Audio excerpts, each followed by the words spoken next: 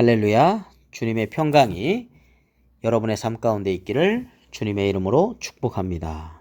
오늘 우리가 함께 보실 하나님 말씀 빌립보서 4장 2절부터 9절까지 말씀이 되겠습니다. 먼저 2절, 3절 말씀 보겠습니다. 내가 유오디아를 권하고 순두개를 권하노니 주 안에서 같은 마음을 품으라. 또 참으로 나와 멍에를 같이 한 네게 구하노니 복음에 나와 함께 힘쓰던 저 여인들을 돕고 또한 클레멘트와 그 외에 나의 동역자들을 도우라. 그 이름들이 생명책에 있느니라. 아멘. 자, 오늘 두 여인이 나오네요. 유오디아, 순두개. 근데 두 여인에게 권면의 말씀을 주고 있는데 그 말씀 뭐냐면 주 안에서 같은 마음을 품으라 라고 하는 것이죠. 주 안에서 같은 마음을 품으라고 하는 것은 아직 같은 마음이 아니라는 것이죠. 그래서 그리스도 예수의 마음, 겸손하고 온유하신 그 마음을 본받아서 같은 마음을 품어서 교회 공동체 안에서 덕을 세워라 라고 하는 권면의 말씀을 주고 있죠.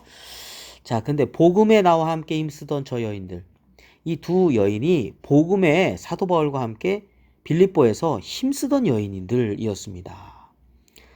자, 그리고 클레멘트 그 외에 나의 동역자들을 도우라 했는데 그 이름들이 생명책에 있느니라. 네, 그만큼 믿음도 훌륭했는데 그리스도 예수의 마음을 품는 것이 필요하다는 겁니다. 그렇습니다. 우리가 어느 곳에 있든지 간에 마음이 참 중요한 것 같습니다. 그래서 겸손하고 온유하신 예수 그리스도의 마음을 본받아서 주 안에서 같은 마음을 품는 우리 믿음의 공동체가 되어야 하겠습니다. 4절부터 우리 7절 말씀 보겠습니다. 주 안에서 항상 기뻐하라. 내가 다시 말하노니 기뻐하라. 너희 관용을 모든 사람에게 알게 하라. 주께서 가까우시니라. 아무것도 염려하지 말고 다만 모든 일에 기도와 간구로 너희 구할 것을 감사함으로 하나님께 아뢰라. 그리하면 모든 지각에 뛰어난 하나님의 평강이 그리스도 예수 안에서 너희 마음과 생각을 지키시리라. 아멘. 사도 바울이 주 안에서 항상 기뻐하라. 여기까지만 해도 참 대단한 건데요. 예, 주 안에서 항상 기뻐하라. 근데 내가 다시 말하노니 기뻐하라. 기뻐하라, 기뻐하라. 두 번 연이어서 하고 있습니다. 그래서 기쁨의 서신이라고 그랬죠. 네, 주님 안에 있으면 감옥과 같은 상황이라 할지라도 기쁨을 잃지 않은 거죠. 항상 기뻐하라. 네. 자, 근데 5절 말씀에서 보면 이런 말씀이 나와 있습니다. 너희 관용을 모든 사람에게 알게 하라. 이게 포용력이죠. 관용은 포용력입니다. 우리 하나님께서 악인과 선인에게 비를 내리시고 또 햇볕을 내려주시죠.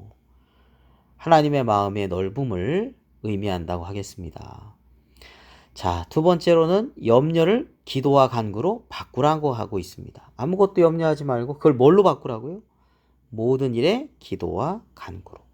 염려거리가 기도의 제목으로 바뀔 때 기쁨의 삶을 살 수 있다는 겁니다. 그 다음에 너희 구할 것을 감사함으로 하나님께 아뢰라. 기도 가운데 감사함이 있어요. 그 감사함이 의미하는 건 기도가 응답된다는 확신과 또 하나님의 뜻에 기꺼이 순종한다는 의미를 담고 있습니다. 그렇게 마음속에 관용하는 마음, 또 염려를 기도로 바꾸고 감사하며 하나님 앞에 믿음으로 살아가게 될 때 모든 지각에 뛰어난 하나님의 평강이, 모든 걸 다 알고 계신 하나님이 주시는 평강이 그리스도 예수 안에서 우리의 마음과 생각을 지켜주신다는 겁니다. 그렇죠. 사람들이 마음을 잃어버리고 생각이 잘못되는 경우가 있는데 무엇보다도 하나님이 주시는 평안 가운데 그리스도 예수 안에서 우리 마음과 생각을 지킬 수 있다는 것입니다. 어떻게 하면요? 네, 주 안에서 항상 기뻐하면요. 어떻게 살아갑니까? 관용하고 또 기도하고 감사하면서 살아갈 때 우리의 마음과 생각을 모든 지각이 뛰어난 하나님의 평강이 그리스도 예수 안에서 지켜주실 줄로 믿습니다. 자, 8절 말씀부터 9절 말씀까지 보겠습니다. 끝으로 형제들아 무엇에든지 참되며 무엇에든지 경건하며 무엇에든지 옳으며 무엇에든지 정결하며 무엇에든지 사랑받을 만하며 무엇에든지 칭찬받을 만하며 무슨 덕이 있든지 무슨 기림이 있든지 이것들을 생각하라. 너희는 내게 배우고 받고 듣고 본 바를 행하라. 그리하면 평강의 하나님이 너희와 함께 계시리라. 네. 어떤 일에든지 하나님 앞에서 참되고 경건하고 옳고 정결하고 사랑받을 만하고 칭찬받을 만하고 무슨 덕이 있든지 무슨 기림이 있든지, 이 기림은 도덕적인 칭찬을 의미하죠. 자, 그런 모든 것이 있을 때 이것들을 생각해라. 하나님의 말씀을 생각해야 되는 거죠. 이것들을 생각해라. 너희는 내게 배우고 받고 듣고 본 바를 행하라. 그리하면 평강의 하나님이 너희와 함께 계시리라. 그렇습니다. 지금 사도 바울이 가르쳐 준 것이 뭐죠? 빌립보 성도들이 배운 게 뭐죠? 받은 게 뭐죠? 들은 게 뭐죠? 본 게 뭐죠? 하나님의 말씀입니다.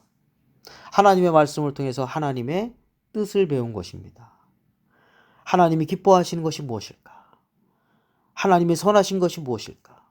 하나님의 온전하신 뜻이 무엇일까? 그것을 생각했다는 것이죠. 그리고 그대로 순종하며 행했다는 거죠. 자, 그럼 어떻게 된다고요? 평강의 하나님이 너희와 함께 계시리라.